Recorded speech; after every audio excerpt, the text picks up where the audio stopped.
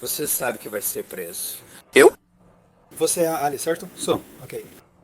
E vai ser por agressão sexual criminosa predatória. Temos o vídeo recém-divulgado da câmera corporal, do momento em que uma professora, substituta, é presa por ter relações sexuais com um menino de 11 anos. Ali Bardfield admitiu relações sexuais com o menino e cumpre pena na prisão. Mas ela nem sempre foi honesta nessa investigação, e o vídeo da câmera corporal prova isso. Vou mostrar o que ela disse aos detetives na porta de casa e como ela culpou a vítima nesse caso. Estamos no caso apresentado por Lei e Crime.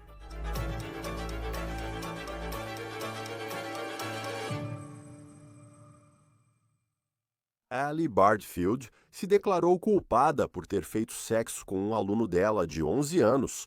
É uma história impactante. E o que é ainda mais chocante é como ela tentou agir quando os detetives chegaram à porta da casa dela. Antes de eu mostrar o vídeo da câmera corporal, aqui está Bardfield, no Tribunal do Condado de Macon, Illinois, onde tudo isso aconteceu cerca de 3 horas ao sul de Chicago. Nesta audiência, Bardfield confessou abusar de seu aluno, de 11 anos. Bardfield não foi sempre sincera com as autoridades durante a investigação. Este é o vídeo da câmera corporal do dia em que ela foi presa, em abril do ano passado. Parte do áudio foi editada, então ele desaparece em alguns momentos.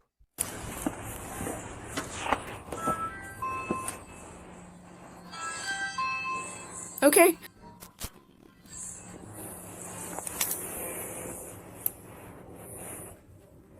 Não podemos atender a porta agora.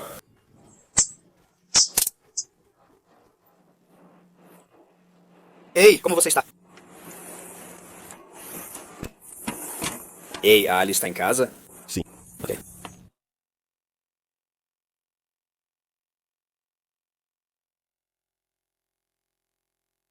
Sou do escritório do xerife e estou ajudando o departamento de polícia de Malfan. Ok, só vocês e... As crianças. Ok, e alguém... Mais. Ok. Então é o seguinte, temos um mandado de busca para a casa, ok? Você sabe, você vai ser preso. Eu?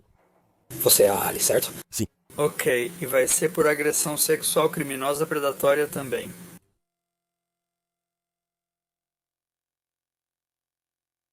Aliciamento.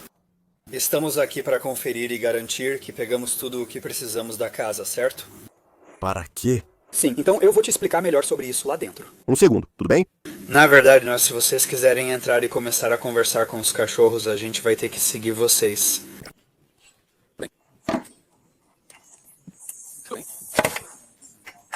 Então você pode ver Bardfield agindo de forma confusa e chocada ao ver detetives em sua porta a acusando de abuso sexual e aliciamento. Isso ocorre por volta das 16h30 do dia, 3 de abril de 2024. No dia anterior, os detetives dizem que um menino de 11 anos foi até a delegacia com seus pais dizendo que Bardfield, sua professora da 6ª série, o agrediu sexualmente. Bardfield atuava como professora substituta de longo prazo na 6ª série do sistema escolar de Decatur, Illinois. Ela parecia uma professora divertida nas redes sociais. Aqui, aparece no TikTok com uma menina. Agora, horas antes de sua prisão, a polícia diz que o menino de 11 anos fez uma entrevista com um especialista para falar sobre o abuso. Os policiais também recolheram um kit de exame de agressão sexual da vítima. Agora, aqui está mais do que o detetive disse a Bardfield na porta de sua casa quando ela foi presa. Eu vou te explicar algumas coisas, tudo bem? Primeiro, eu preciso ler seus direitos, tudo bem? Para que eu possa conversar com você. Tudo bem? Você tem um som Retroman. Tudo que você disser ou fizer pode ser usado contra você. Você tem direito a um advogado e, se não puder pagar, um será designado. Diretor apartamento 352, entende? Já teve problemas antes? Vou te dar uma oportunidade de explicar o que significa resumindo a história. Certo, temos uma quantidade significativa de evidências, incluindo a conversa que você teve aqui. Segundo documentos do tribunal, Bardfield negou ter feito sexo com o garoto em sua porta. O áudio é cortado aqui, mas você ouviu o detetive afirmar que havia muitas evidências, incluindo uma conversa de Bardfield. Agora, ele provavelmente está falando sobre a conversa que Bardfield teve com o garoto mais cedo naquele dia, apenas algumas horas antes de tudo isso acontecer, depois da entrevista forense dele. A polícia diz que eles e os pais do garoto estavam ouvindo uma mensagem de texto, uma ligação de voz e uma chamada de FaceTime que Bardfield teve com o menino. Eles dizem que, durante essas conversas, Bardfield falou sobre anticoncepcional e gravidez. Ela também disse ao garoto para apagar as mensagens de texto, e então eles passaram para uma ligação telefônica. E durante essa ligação, Bardfield disse ao garoto que ela não poderia engravidar. Ela está conversando com uma criança de 11 anos, ela está na casa dos 30 anos. A polícia afirma que em 29 de março de 2024, Bardfield levou o aluno da sexta série para sua casa. Ele foi a um encontro de brincadeiras, mas depois a mãe notou que o filho estava diferente. Segundo a polícia, a mãe checou o celular e redes sociais do filho. Ao conversarem mais, o menino afirmou que Bardfield teve relações sexuais com eles. Relatos indicam que Bardfield teve relações sexuais com o menino e enviou $700 pelo Cash App. Ela comprou fones de ouvido para ele por mais de $400. Ela enviou fotos nuas para ele no Snapchat. Veja o momento em que Bardfield é levada após a história se tornar ainda mais chocante. Vou falar com ela rapidinho. Ela vai poder falar com você. Não, eu vou falar com você sobre isso aqui. Então, se aquela senhora... Eu apareci com... Ai, meu Deus. Não, mas escuta. Faça um bom momento, mostre pra gente. Nós vamos te dar como você cria seus filhos e o que acontece. Eu entendo. Obrigado. Sente-se atrás porque eu quero ficar fora do negócio e pegar um pouco de ar. E eu vou cobrar uma taxa para você nesse segundo encontro.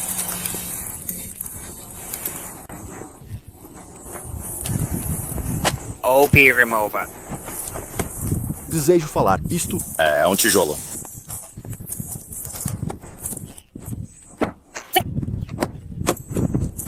Bom, camarada.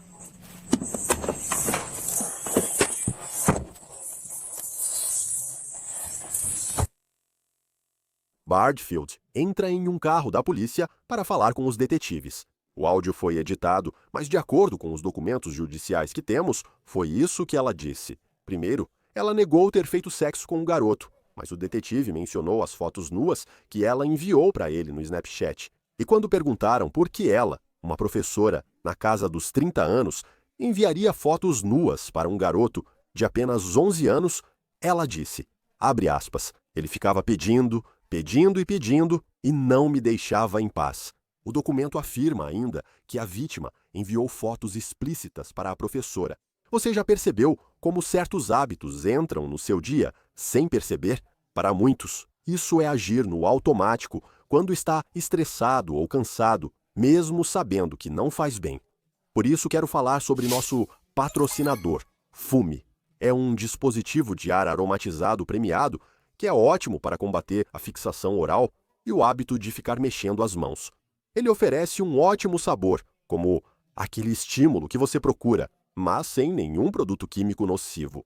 Em vez de inalar vapor, você respira sabores naturais e não tóxicos que satisfazem a vontade sem efeitos negativos. Fume não é sobre parar, é sobre substituir. É um dispositivo aromatizado que mantém o hábito de levar à boca sem efeitos negativos. Não contém vapor nem nicotina, só sabores naturais e seguros. Acho que você vai gostar do design elegante em madeira. Ela tem ótima pegada e recursos magnéticos de fidget muito satisfatórios, ideal para aliviar o estresse ou manter o foco. É portátil e pode ser levado a qualquer lugar. Um sabor que muita gente gosta é o de menta, bem refrescante, perfeito para te manter alerta durante o dia. Há muitos sabores, então você pode achar o que mais combina com você. Mais de 500 mil pessoas já mudaram para Fume em sua jornada de novos hábitos.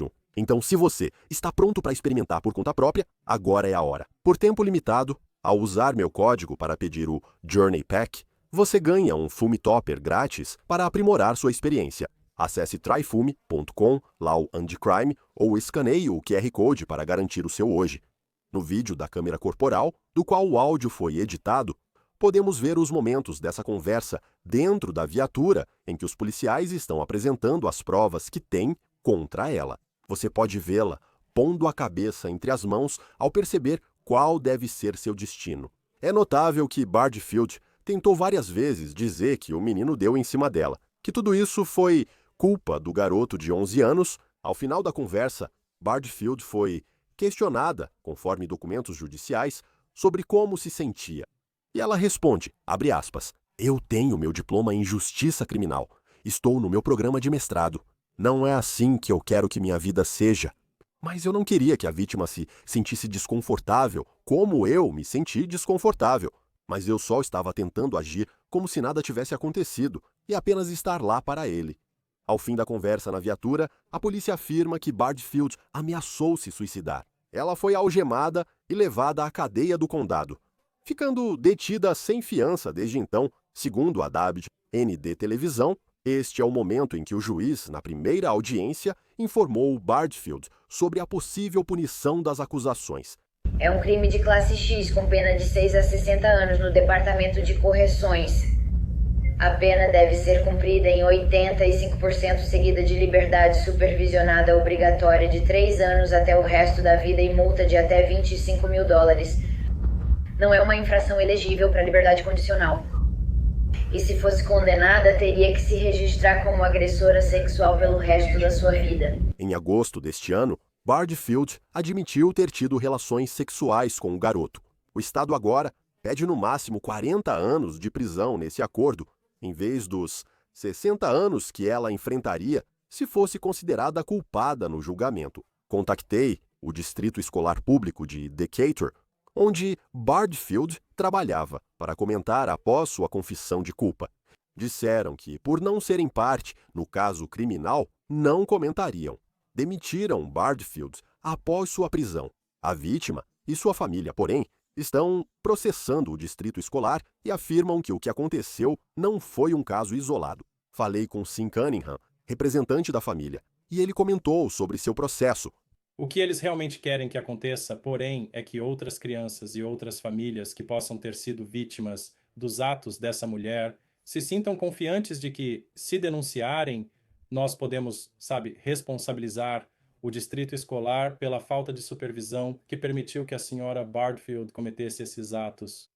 E a família acredita que existem mais vítimas de Ali Bardfield. Eu não posso falar diretamente pela família. Houve informações que vieram à tona, algumas das quais foram incluídas na queixa contra o distrito escolar, que nos leva a acreditar que pode haver mais vítimas da senhorita Bardfield e provavelmente há mais vítimas de abuso e assédio por parte de funcionários do sistema de escolas públicas de Decatur contra os alunos. Quando Bardfield foi presa, afirmou, segundo documentos judiciais, que ninguém mais se manifestaria alegando abuso sexual por parte dela. É importante lembrar que quando ela foi confrontada com essas acusações, só depois que os detetives apresentaram as provas, é que ela admitiu que o que estava dizendo originalmente era uma mentira. Ela será sentenciada em 25 de setembro. Agora, conversamos sobre isso com o promotor e ex-vice-procurador-geral de Ohio, Mark Weaver. Obrigado por nos acompanhar no Law and Crime. Se fosse o promotor e visse o vídeo da câmera corporal de Ali Bardfield, o que te chamaria a atenção? As imagens da câmera corporal são ótimas e mostram exatamente o ocorrido.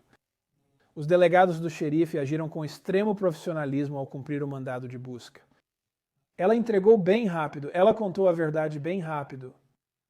Inicialmente, ela negou ter tido relações sexuais com essa criança, mas logo que avisaram que tinham ligações gravadas, que tinham mensagens de texto, ela confessou. Esse é um ótimo caso. Gostaria que todos os crimes sexuais que processo tivessem tantas provas quanto este. Esse é um caso praticamente à prova de falhas. Porque quando você olha, ela será sentenciada ainda este mês. E no começo, e agora assistimos isso em retrospecto, sabendo das provas que os promotores e detetives tinham nesse caso, e eram muitas. E ela inicialmente diz algo como, bem, eu nunca tive problemas, eu nunca saio, fico trancada em casa. E depois ela quase culpa a vítima, dizendo que ele queria mensagens explícitas, mas era uma criança de 11 anos. Sabe, É simplesmente tão difícil de entender. Como essas declarações feitas em 2024 podem impactar a decisão do juiz sobre aceitar esse acordo judicial e dar a ela a pena máxima, que acredito que o Estado está pedindo 40 anos. Sim, o máximo é 40 anos. Poderia chegar a 60 anos dependendo da unificação das acusações e da quantidade de encontros sexuais distintos. Um júri teria odiado ela ao descobrir que ela basicamente afirmou que essa criança, esse menino de 11 anos, um aluno da 6ª série, de alguma forma foi o instigador. Um juiz também não vai gostar disso. Eu imagino que o advogado de defesa dela vai prepará-la antes da sentença, vai pedir para ela entrar lá e recuar de qualquer ideia de que a culpa foi da criança. Alguns desses predadores sexuais não percebem que suas ações são erradas. Eles apenas realizam suas fantasias e são quem desejam ser. E veja bem, ela tem um diploma em justiça criminal e está fazendo mestrado. Então a ideia de que ela de alguma forma não sabe que isso é ilegal é absurda. É mesmo. Absurda descreve bem, pois ao ler os documentos e depoimento do tribunal e ver certas declarações dela, você pensa, de onde essa pessoa veio? Francamente, só de ouvir, até quando ela menciona o diploma em justiça criminal e diz que queria deixá-lo confortável ou algo assim. E você fica tipo, o que é isso? Sabe? Só do ponto de vista não jurídico, você fica pensando, do que você está falando? Quando chegar essa audiência, e se ela realmente fizer essa declaração emocional na frente do tribunal, como isso pode impactar a decisão do juiz? Porque muitas vezes, quero dizer, eu vejo essas audiências e o juiz parece que ele olha alguma coisa por talvez 1, 2 minutos e então toma sua decisão. Quero dizer, existe alguma coisa, qual impacto uma declaração dela, mesmo que seja muito boa, poderia ter sobre a sentença dela? Eu já estive diante de muitos juízes sentenciando muitos criminosos sexuais ao longo dos anos. E esses juízes normalmente já entram na audiência de sentença com a decisão tomada. Eles já escreveram o necessário para garantir a manutenção da sentença. Às vezes, algo dito pela vítima ou pelo réu faz o juiz ajustar, riscar ou preencher algo no documento. A maioria dos juízes já sabe o que quer fazer antes de entrar na sala. E só nesses casos marginais é que eles mudam isso. Juízes também percebem bem essas conversões de última hora no tribunal, certo? Quando você lê o que ela admitiu e assiste as imagens da ligação do mandado que a polícia fez, é aí que você vê a pessoa de verdade. A pessoa no tribunal está, você sabe, devidamente vestida, devidamente orientada e está lendo um roteiro. Bons juízes sabem que a aparência do réu no tribunal costuma ser uma encenação. Então ela vai acabar, você sabe, com 20 anos a menos do que poderia ter recebido como pena máxima se fosse considerada culpada caso levasse isso a julgamento. Só de ler os documentos do tribunal, com todas as provas, inclusive fotos explícitas, enviadas a um menino de 11 anos, e que a polícia possui. Por que fazer um acordo se parece que ela estaria totalmente incriminada se você fosse o promotor? Na maioria dos casos, quando um promotor faz acordo em abuso sexual infantil, há 2 motivos principais. Um é a certeza da condenação, que acredito que já existiria aqui. Mas mais importante é evitar que um menino de 11, quase 12 anos tenha que sentar diante de estranhos e relatar o que aconteceu, o momento mais constrangedor da vida dele. Sempre buscamos proteger a criança de nova vitimização, o que é essencial. Essa mulher não pegará 40 anos, e não estou dizendo que o que ela fez foi certo. Eu já processei todo tipo de pessoa que abusou de crianças, até mesmo de crianças de apenas 2 anos de idade. E, dadas essas circunstâncias, o juiz não vai condená-la a 40 anos. Ela vai pegar 10 ou 15. Eu não conheço o juiz, mas isso seria mais típico para um agressor sexual de crianças com uma única vítima, como essa mulher. Mesmo que seja um caso em que ela, porque tenho certeza que para as pessoas, quero dizer, é isso que foi noticiado, que era um máximo de 40 anos, e então, se um juiz reduz para 10, quero dizer, que impacto o fato de ela ser professora poderia ter, sabe? Ela recebeu essa posição de poder para, sabe, e qualquer adulto que seja acusado ou condenado por esses crimes. Quero dizer, eles tinham uma posição de poder sobre uma criança, mas, quero dizer, ela era uma educadora, ela fez isso. Como isso influencia em como alguns desses casos se desenrolam em relação à sentença? Sim, Chris, quero deixar claro. Espero que ela receba uma sentença mais longa. Eu só observei o suficiente desses casos ao longo dos anos, e os juízes também. Eu processei um agressor sexual de crianças há 1 ou 2 anos que teve relações com a jovem filha da namorada dele todos os dias durante vários meses, 7 dias por semana, durante vários meses. E ele pegou 32 anos, 34 anos. Só estou dizendo que há diferentes graus de agressores sexuais, mas entendi seu ponto. Alguém que faz sexo com uma criança de 11 anos deve ir para a prisão, e um professor que faz sexo com uma criança de 11 anos deve ir para a prisão por ainda mais tempo. Ela tem uma responsabilidade especial de não vitimizar essas crianças que os pais colocaram sob seus cuidados. Certo. E essa é a parte também, onde parece que tudo isso é quase uma fachada. Ela é professora, e então houve esse encontro porque ela tinha crianças em sua casa. É difícil entender, principalmente quando é uma professora. E eu tive ótimos professores. Quer dizer, acho que todos nós tivemos, mas aí aparecem tantos desses casos. Na sua carreira, o que você viu em relação a tentar entender por que algumas dessas pessoas cruzam uma linha e, sinceramente, passam direto por essa linha, onde são professores e, de repente, estão em uma situação como a Ellie Bardfield está? A tecnologia é parte disso. O mal existe desde a queda da humanidade. O mal sempre existiu, mas a tecnologia faz com que ele se espalhe de forma inédita em relação a 50 anos atrás. Então, quando eu era criança ou quando você era criança, um grande momento seria encontrar seu professor no supermercado. Esse seria o tipo de contato que você teria. Você via o professor na escola e às vezes fora dela. Com Snapchat e outras redes sociais, além de pais que dão celulares para crianças pequenas e deixam levar ao quarto, existe um caminho para esse mal. Seguir seu caminho até atacar uma criança, depois basta inventar uma desculpa. Vamos marcar uma brincadeira. Ou eu vou levar essa criança para algum lugar de carro, ou vou convidá-la para vir aqui.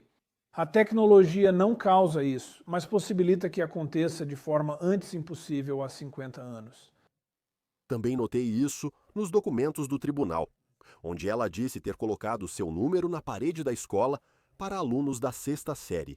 Isso pareceu ultrapassar um limite, pois entendo ela dar o telefone aos pais, mas entregar para todas essas crianças de 11 anos, ela está no Snapchat, TikTok e outros apps.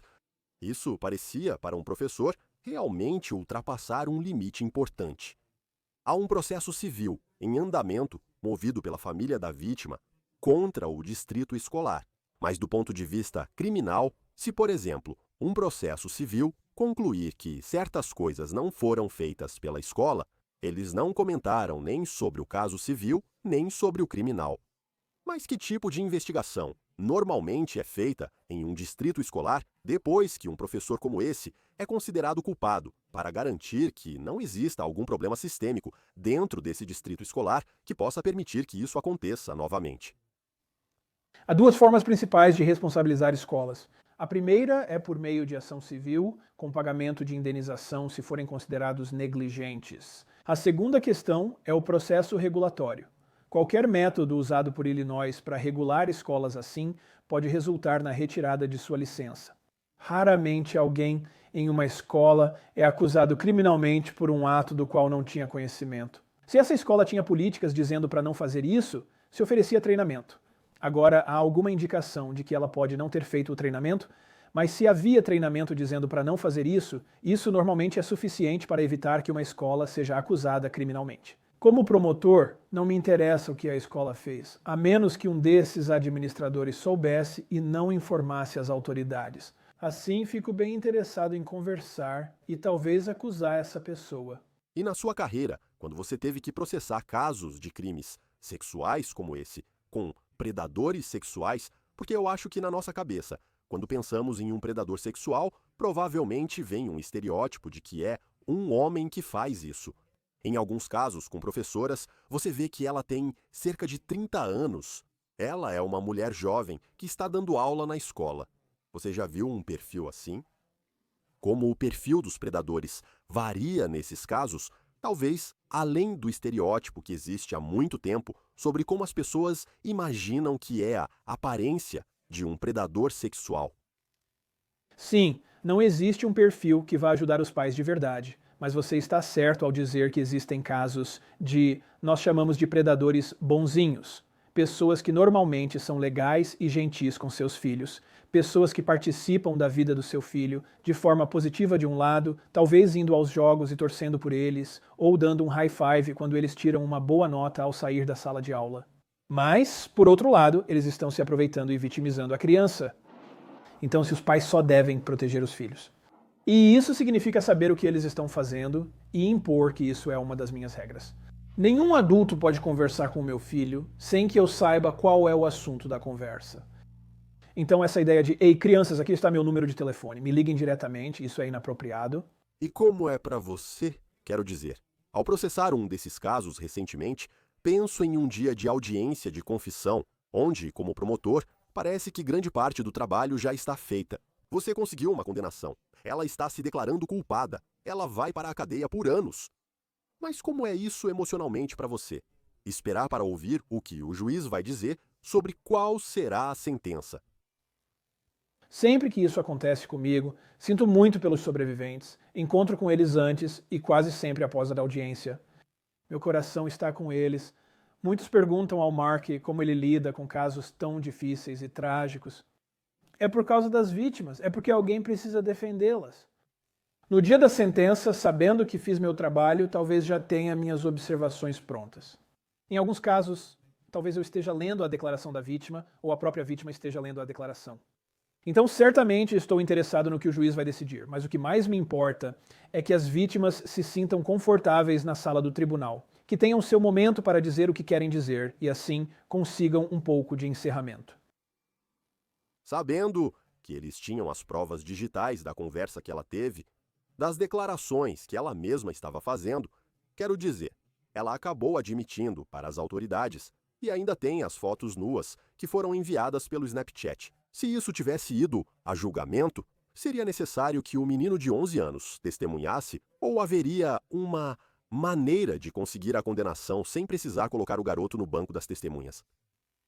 A confissão dela faz uma grande diferença, não é? Porque se ela não tivesse admitido e dito que eles tiveram relações sexuais, seria muito mais difícil de provar. Você precisaria dele. Mas aqui está o meu problema. Eu já vi júris tomarem decisões absurdas pelas razões mais idiotas, certo? E eles só precisam de um jurado. Essa acusação só precisa de um jurado dizendo inocente. E o caso fica empatado e a gente tem que começar tudo de novo do zero. E aí eu fico preocupado que um jurado sente lá atrás e diga: por que a gente nunca ouviu o garoto? Onde estava esse garoto?